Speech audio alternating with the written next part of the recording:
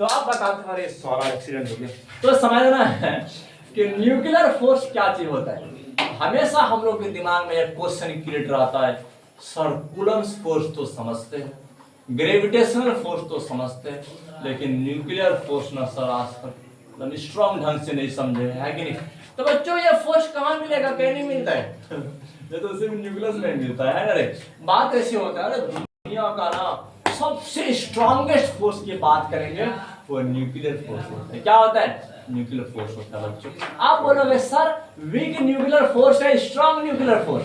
अरे strong nuclear force अब देख लीजिए, अरे यहाँ पंजा नहीं, ध्यान दो। अब न्यूक्लियर फोर्स के बारे में कुछ कहानी बताते हैं। न्यूक्लियर फोर्स क्या चीज होता है, अरे ध्यान दो रे, देख लीजिए। सबसे वीकेस्ट फोर्स आप किसे बोलेंगे, समझ रहे हैं ये क्या गया, देख लीजिए। तो सबसे वीक, सबसे कमजोर फोर्स क्या है? ग्रेविटेशन फोर्स बहुत वीक होता है कि नहीं? लाइक है सर, नहीं चलो इसका समझ रहे हैं, वो आपका बहुत वीकेस्ट, बहुत कमजोर वाला बल है कि नहीं। लेकिन जानते कि कूलम्स फोर्स, जो कूलम्स फोर्स जो पहला चैप्टर में पढ़ाए थे कि नहीं आपके इलेक्ट्रोस्टैटिक्स में, तो कूलम्स फोर्स अरे दो चार्ज पार्टिकल के बीच में जो वर्क कर रहा था है कि नहीं, खींचने का काम, धकेलने का काम, इसी को क्या बोल रहे थे? Coulomb's force. याद इसका दूसरा नाम था इलेक्ट्रोस्टैटिक्स फोर्स है कि नहीं। अच्छा, यह फोर्स तो कूलम्स फोर्स से मजबूत होता है। अगर विश्वास नहीं होना रे, ऐसे रनिंग करो और उछाल के देखो, देखना बच्चों अगर पृथ्वी को ताकत है कि हमारा पेड़ को ताकत है ना रे, तो बच्चों वो आगे आ जाएगा। बहुत बार एमसीक्यू आता है बच्चों, समझ रहे हैं तो समझ देगा मुझे सब बात समझ। और ये क्वेश्चन एक्सरसाइज में भी है, देख लीजिए। हाँ तो देखना ये ग्रेविटेशन फोर्स से ज्यादा ताकत जो कूलम्स फोर्स है, अरे कागज को उछाल देता है, ऊपर खींच लेता है कि नहीं। हाँ लेकिन कूलम्स फोर्स से भी जानते हो, आखिर किसी एटम में इलेक्ट्रॉन जो घूम रहा है, चलो अभी घुमा देते हैं, देखिए समझ रहे हैं। इसमें इलेक्ट्रॉन जो घूम रहा है कि घूम रहा है, इलेक्ट्रॉन घूम रहा है, चलो देख लीजिए। अब इसके बीच में न्यूक्लियस है, यहाँ पर कौन कौन होगा? न्यूट्रॉन होगा, प्रोटॉन होगा, होगा नहीं। हाँ तो न्यूक्लियस में जो पॉजिटिव चार्ज होता है ना, कौन सा चार्ज है? Positive charge. Only due to proton, सिर्फ प्रोटॉन के चलते होता है। अब यह नहीं सोचना सर न्यूट्रॉन भी है, वो क्या मुंह देखता है वहाँ? अरे बच्चों मुंह नहीं देखता है, वो मास बनाता है लेकिन उस पर चार्ज नहीं होता है, चार्ज नहीं होता है। मास बनाने में न्यूट्रॉन का भी योगदान है कि नहीं। हाँ लेकिन तो न्यूट्रॉन पर कोई चार्ज नहीं होता है, वो अनचार्ज पार्टिकल है, याद रखना है। अब देखिए आपके इसके पास अगर पॉजिटिव चार्ज शो कर रहा है कि नहीं, और इलेक्ट्रॉन को जो खींच रहा है, ये खींचने वाला बल क्या है बच्चों? खींचने वाला बल क्या है? इसी को तो हम लोग क्या बोलते थे रे? इसी को बोलते थे कूलम्स फोर्स। क्या कहते थे? Coulomb's force, electrostatic force, electrostatic force. Tension नहीं, इलेक्ट्रोस्टैटिक चैप्टर फिर से स्टार्ट होने वाला है। सिर्फ 1 महीना के अंदर बच्चों जब पूरा होगा, इसके बाद एक ही चैप्टर है रे, एक ही चैप्टर है। अगला स्लाइड, अगला दिन तो यह चैप्टर जुड़ा हो जाएगा। उसके बाद लास्ट चैप्टर पढ़ाएंगे, फिर पूरा बुक फिर से स्टार्ट करना शुरू बच्चों, विदाउट एनी ब्रेक। तो समझ लें, बिना किसी ब्रेक का स्टार्ट हो जाएगा। हाँ देखिए, और जो फर्स्ट बुक में इलेक्ट्रोमैग्नेटिक वाला वेव जो छोड़े हैं वो 2 क्लास का है। हाँ उसमें एक ही एक्सप्रेशन आता है, दूसरा है ही नहीं। हाँ तो आपका बहुत शॉर्ट रेंज का है, मतलब कि 1-2 क्लास में वो खत्म हो जाएगा, मतलब एक ही क्लास लगेगा बच्चों, 2-3 स्लाइड उसमें बनता ही है। तो समझ रहे हैं बात को, देख लीजिए। अब ये जो इलेक्ट्रॉन और न्यूक्लियस के बीच में जो फोर्स लग रहा है वो कौन सा फोर्स है? Electrostatic force, electrostatic force. अरे ध्यान दो, उसी को हम लोग क्या बोल रहे थे? Coulomb's force. हाँ कूलम्स फोर्स किसके बीच में? न्यूक्लियस और इलेक्ट्रॉन के बीच में। अरे ध्यान दो, हाँ अगर इलेक्ट्रॉन को पकड़ के जो रखा है अपना ऑर्बिट में, वो कौन सा फोर्स? कूलम्स। याद रखना है, इसी का दूसरा नाम इलेक्ट्रोस्टैटिक, जिसमें इलेक्ट्रिक चार्ज स्टैटिक रहे तब लगने वाला फोर्स है ना। तो समझना बात को, देख लीजिए। अच्छा तो इसके बाद तुम लोग को बहुत सारे क्वेश्चन अपने दिमाग में सोचते हैं बच्चों, लेकिन कभी पूछते नहीं है कि सर क्वेश्चन जानते हो ना। हम लोग तो सोचते हैं कि सर आगे चल के बताएंगे, है ना। वैसे जानते हम लोग के दिमाग में बहुत सारे क्वेश्चन आते हैं, देख लीजिए। जैसे इतना सारा प्रोटॉन है, सोडियम के पास देखिए तो 11 प्रोटॉन है, टेनिसियम के पास 12 है, स्कैंडियम के पास 21 प्रोटॉन है। इतना सारा प्रोटॉन सर, वो भी सेम चार्ज वाला, आपस में धकेल क्यों नहीं रहा है, धकेल क्यों नहीं रहा है ना रे? जबकि कूलम्ब फोर्स तो सर आप बता रहे कि स्टैटिक चार्ज के बीच में वर्क करता है। अच्छा यहाँ पर में न्यूक्लियस क्या है? Store house of positive charge. अरे वो पॉजिटिव चार्ज के स्टोर हाउस है ना रे? सारा पॉजिटिव चार्ज न्यूक्लियस में रहता है। कि क्यों नहीं एक प्रोटॉन दूसरे प्रोटॉन को धक्का देके निकाले, भागो यहाँ से, आपका जगह नहीं है। आखिर क्यों नहीं धकेलता है, क्यों नहीं धकेलता है? तुम लोग सोचोगे सर जानते हो कोई तो फोर्स है इसके पीछे, कोई तो फोर्स है जो शेर को और बकरी को एक ही प्लेट में खाना खिला रहा है। तो याद रखना है, यहाँ तक कि जो न्यूट्रॉन जिस पर कोई चार्ज नहीं वो भी सर बंधा हुआ है, प्रोटॉन जिस पर सेम चार्ज है वो भी बंधा हुआ है, और इलेक्ट्रॉन को भी बाहर से बांध के रखा है। कूलम्ब फोर्स है ना रे? तो चलो सर जी बाहर वाला तो बात समझ ले, कूलम्ब फोर्स बांध के रखा है, लेकिन न्यूक्लियस क्या? अरे याद दो बच्चों, आखिर अरे सवन जी कितना बात करते हो जी? अरे अभी ऑफलाइन बात करने का टाइम नहीं है बच्चों। फेसबुक, व्हाट्सएप, टेलीग्राम, गूगल, अरे बात कीजिए मल्टी पर क्या कहते हो, मल्टी सोर्स हमारे गवर्नमेंट ऑफ इंडिया प्रोवाइड कर दिए। हाँ बच्चों गूगल पे बात करो। बच्चों समझ रहे हैं? देखिए तो बोलोगे सर कि इलेक्ट्रॉन को जो न्यूक्लियस खींच के रखा है कौन सा फोर्स? Coulomb force. हाँ लेकिन न्यूक्लियस के अंदर में सर प्रोटॉन भी है, देख लीजिए प्रोटॉन भी है और न्यूट्रॉन भी है। सर प्रोटॉन काहे पकड़ के रखा है? दोनों पर तो सेम चार्ज होता है सर, धकेल करके बाहर ना कर देना चाहिए, बाहर करना चाहिए ना रे? बाहर कर देना चाहिए सर, बात ऐसी होता है। आखिर ऐसा कौन सा मामला है? कूलम्ब फोर्स तो धकेलने का काम करता है। हम लोग प्रॉपर्टी ऑफ चार्ज पढ़ लिए sir, like charge repel each other, और समान चार्ज रहेगा तो रिपेल करेगा, है ना रे? तो आखिर प्रोटॉन को धक्का मार के क्यों नहीं भगा रहे? भेज ऑर्बिट में बाहर निकल जाएगा, है ना रे? बात ऐसा क्यों नहीं कर रहे? कोई तो फोर्स है, कोई तो फोर्स है जो सारे प्रोटॉन को बांध करके रखा है कि नहीं? और यहाँ तक कि ये तो चार्ज होने के बाद तुम ऐसा आश्चर्यचकित कर रहे हो, न्यूट्रॉन जिस पर चार्ज ही नहीं है उनको भी बांध करके रखा है। वो कौन सा फोर्स? इसी को क्या कहते हैं? Nuclear force. क्या कहते हैं? Nuclear force. जानते बच्चे न्यूक्लियर फोर्स ना, जैसे शेर होता ना, शेर कोई प्रॉपर्टी नहीं, आई एम शेर, है ना रे? बात ऐसे होता है, मैं शेर हूँ तो शेर हूँ। अरे हमरे क्या शेर होने के लिए कोई गुण का होना अरे जरूरी नहीं है। अरे मैं ताकतवर भी नहीं हूँ, मैं तेज रफ्तार भी नहीं दौड़ कर सकता, उतना चालाक भी नहीं हूँ, लेकिन आई एम शेर, आई एम शेर ऑफ जंगल। अरे मैं जंगल का शेर हूँ, है ना रे? बात ऐसे होता है। अब ऐसे न्यूक्लियर फोर्स का आता है, हमको अट्रैक्शन और रिपल्सन ना सिखाइए, हम अनचार्ज पार्टिकल को भी जोड़ के दिखाएंगे। हम डिस्टेंस पर डिपेंड करते हैं। किस पर? डिस्टेंस पर। अगर याद रखना बच्चों 0.8 फेम्टोमीटर से अंदर रहा तो वो चाहे इलेक्ट्रॉन रहा, इलेक्ट्रॉन का बाप रहा, तो हम जानते हो रिपल्सन फोर्स दिखाते हैं। कौन सा फोर्स? रिपल्सन। और 0.8 फेम्टोमीटर से ज्यादा रहा तो अट्रैक्शन फोर्स दिखाते हैं। लेकिन रिपल्सन और अट्रैक्शन कुछ ही फेम्टोमीटर तक चलता है। थोड़ा सा डिस्टेंस ज्यादा हो जाए, फेम्टोमीटर से थोड़ा सा ज्यादा हो जाए, nuclear force suddenly reduce to 0। क्या हो जाता है?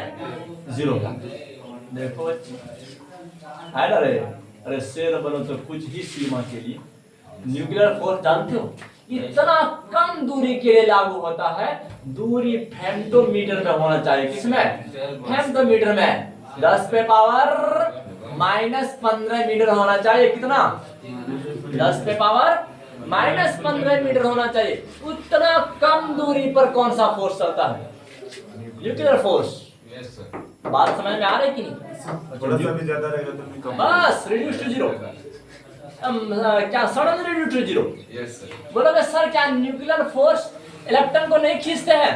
नहीं, रेड लाइट नोट नहीं। न्यूक्लियर फोर्स लागू होता है। न्यूक्लियस के बाहर बच्चे न्यूक्लियर फोर्स लागू नहीं है। अट्रैक्शन और रिपल्शन अंदर में दिखाता है बोलो सर इलेक्ट्रॉन को तब कौन, अब तो कूलम्ब फोर्स का काम है कि नहीं, कूलम्ब फोर्स का काम है। चलो आप बता देते हैं। तो बच्चों ये जो न्यूक्लियर फोर्स होता है ना, न्यूट्रॉन के बीच में जितना लगता है, न्यूट्रॉन प्रोटॉन के बीच में जितना लगता है, प्रोटॉन प्रोटॉन के बीच में जितना लगता है, सब आपस में बराबर होता है। सब क्या होता है, बराबर। याद रखना, समझ में आ रहा है कि नहीं? अरे समझ में आ रहा है, समझने बात। इसका जो क्या एक्शन है वो बहुत शॉर्ट रेंज का एक्शन। हाँ याद रखना, देख लीजिए। तो बच्चों आपको बता देते हैं न्यूक्लियर फोर्स बहुत सिंपल ऐसा भाषा में। देखिए देखिए एन अट्रैक्टिव फोर्स, बोलो बोलो साथ में बोलो। हाँ तो an attractive force, an attractive force x between nuclear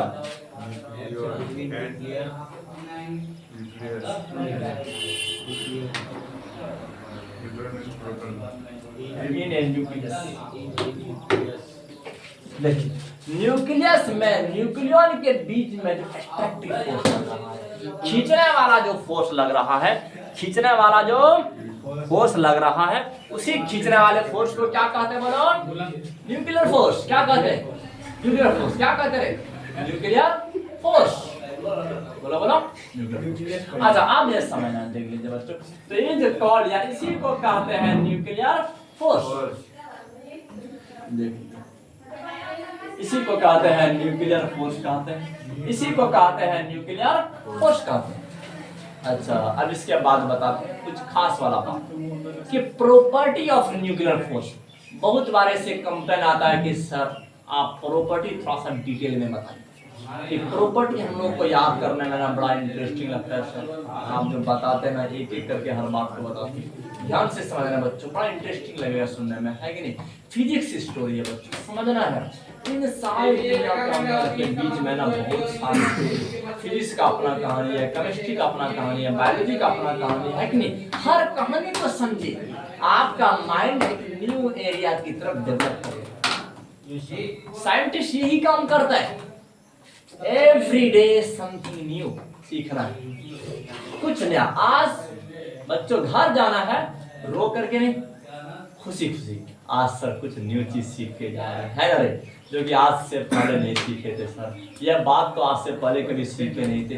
देखना आपको बाइक चलाने में भी इंटरेस्टिंग आएगा, आपको साइकिल चलाने में भी इंटरेस्टिंग आएगा, आपको पैदल चलने में भी इंटरेस्टिंग आएगा ना रे? हाँ अगर कुछ सीख करके जाओगे ना, अगर सीख कर नहीं जाओगे ना, अरे आज का आया हुआ ना अच्छा नहीं रहा, है कि नहीं? अरे हमारा दिमाग तो सर की तरफ था रे, लेकिन हमारे दिमाग में चल रहा था कुछ और, अगला टूर्नामेंट कहाँ स्टार्ट होगा, है कि नहीं? बात ऐसे होता है। इसलिए कहते हैं फुल माइंड यहाँ रखो, जितना ज्यादा गौर से सुनोगे उतना तुम बेस्ट ढंग से समझोगे।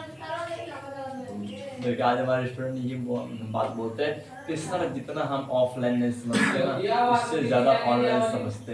अरे भाई साहब तो यहाँ पर ध्यान क्यों नहीं दे रहे थे? यहाँ पर माइंड ही प्रेजेंट नहीं था। अच्छा ऑफलाइन बेस्ड क्लास होता है, इतना बड़ा बोर्ड है सामने में, अरे हम बच्चों ऑफलाइन में जा रहे है ना रे? उसका तो पता था कि हमको रोबोट है, आई एम रोबोट, बोलते जा रहे लिखते जा रहे हैं कि नहीं? क्या पता चलेगा बच्चों? अरे मान के चलो अगर कोई क्या कहता है, अगर मेरा क्लास ऑनलाइन कर रहा है तो क्या वो बिलीव करेंगे कि क्या कहते हैं हम एआई है या तो फिर कोई टीचर है? तो कोई बिलीव करेगा रे? नहीं कर सकता है। अरे बच्चे ना आगे में तो ड्रेस है, ऊपर में तो चमड़ी, तो रोबोट का भी दे देता है बच्चे। आजकल ये सब एआई जो बना है ना इंग्लिश स्पीकिंग वाला, अरे सबका ऊपर का चेहरा तो इंसान का बना देता है। हाँ ना स्टार्ट इंग्लिश ऐसे शुरू कर देता है।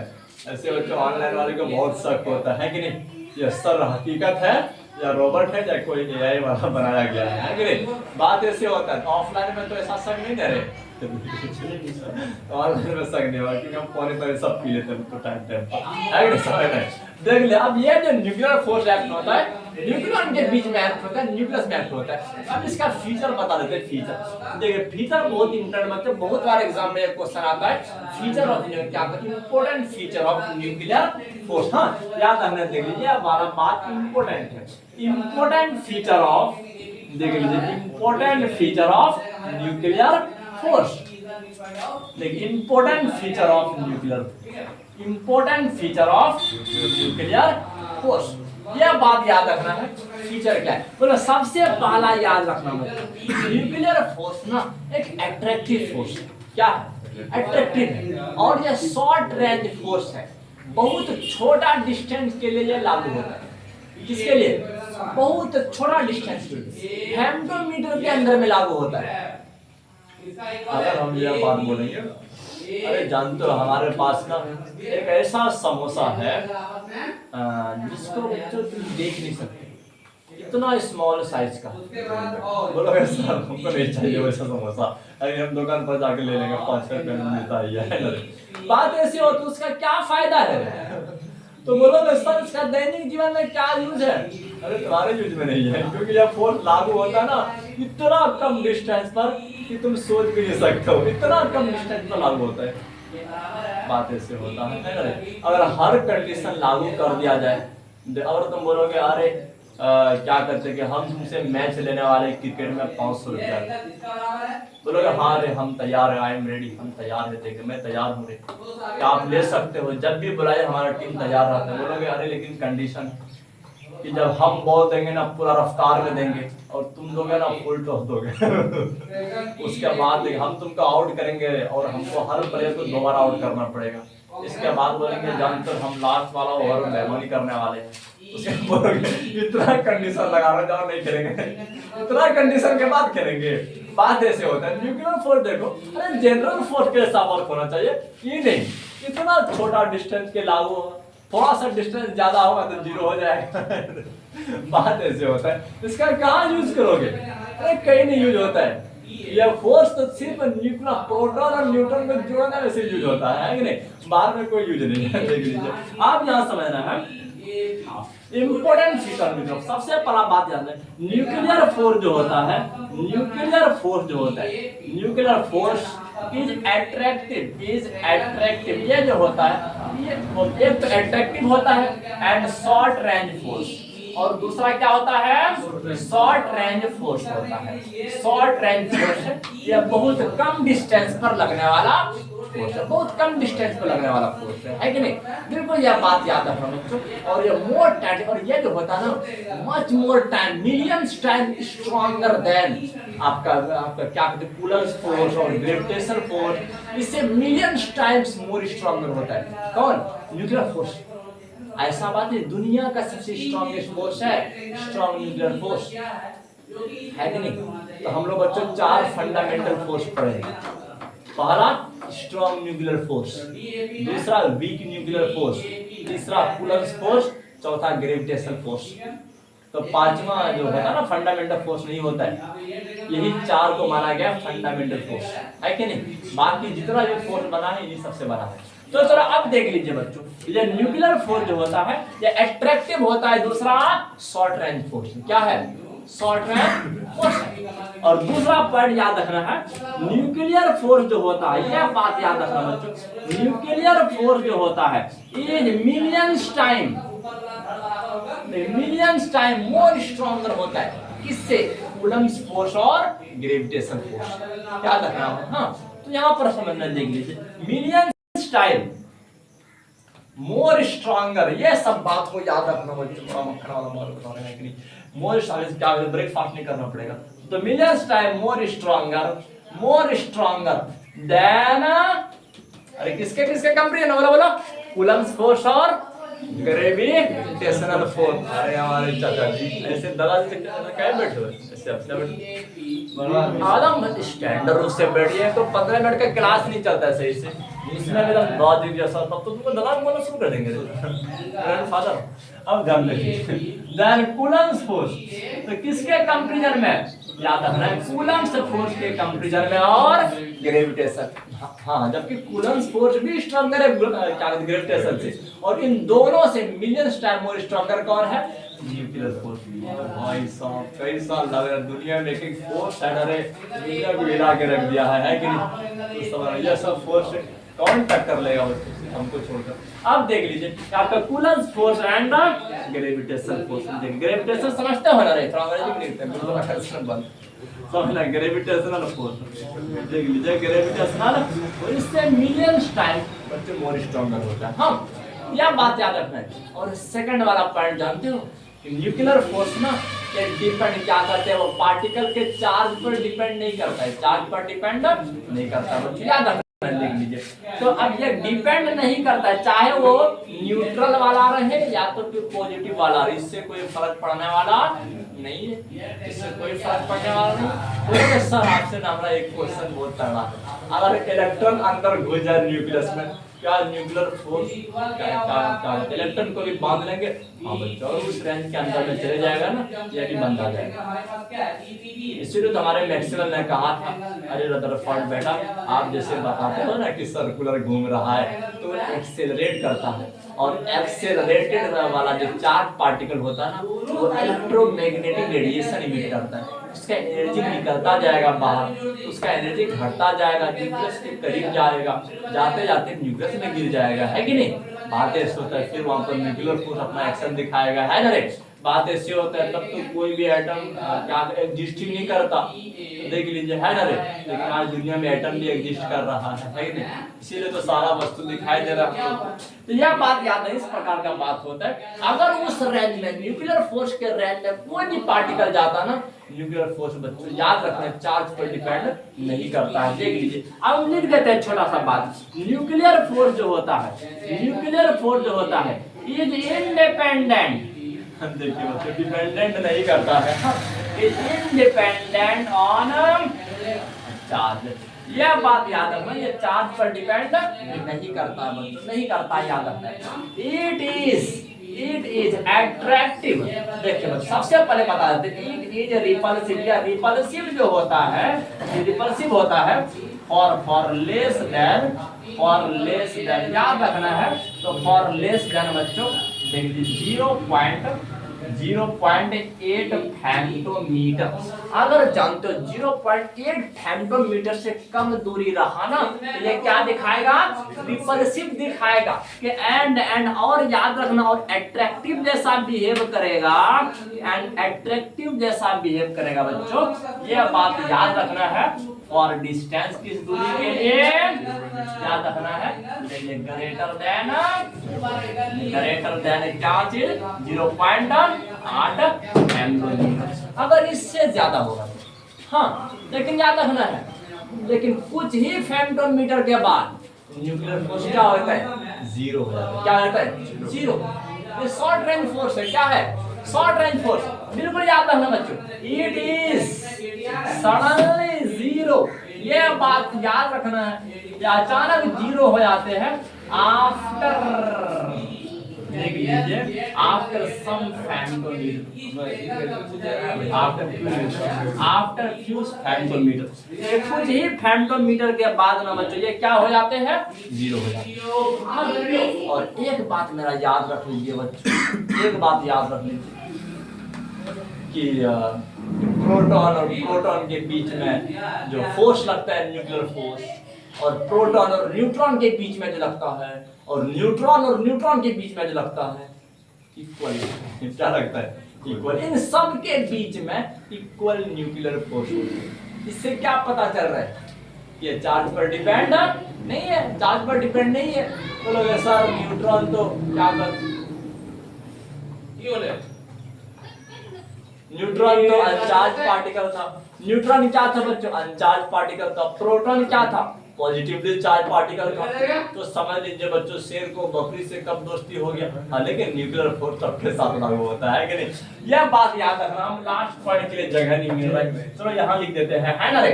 यहाँ लिख देते हैं बच्चों। चौथा पॉइंट याद रखना है, न्यूक्लियर फोर्स जो होता है, लेकिन न्यूक्लियर फोर्स जो होता है इज ऑलवेज सेम। बच्चों याद रखना, हमेशा क्या होता है रे? सेम होता है। बिटवीन याद रखना बच्चों, किसके किसके बीच में? याद रखना, न्यूट्रॉन समझना है बात को। न्यूट्रॉन के बीच में, और न्यूट्रॉन प्रोटॉन के बीच में। किसके बीच में रे? न्यूट्रॉन प्रोटॉन के बीच में, एंड प्रोटॉन के बीच में, एंड प्रोटॉन के बीच में। देख लीजिए तो समझना है बात। अब यह बात समझ लें, न्यूक्लियर फोर्स जो होता है ऑलवेज सेम दिखाते हैं, न्यूट्रॉन न्यूट्रॉन के बीच में, न्यूट्रॉन प्रोटॉन के बीच में और प्रोटॉन प्रोटॉन के बीच में। हाँ, तो न्यूक्लियर फोर्स को मतलब चार्ज से नहीं है, न्यूक्लियर फोर्स को चार्ज से मतलब नहीं है, डिस्टेंस पर ही नहीं, ऑलवेज आपस में खींच के रखा है, आपस में खींच के रखा है।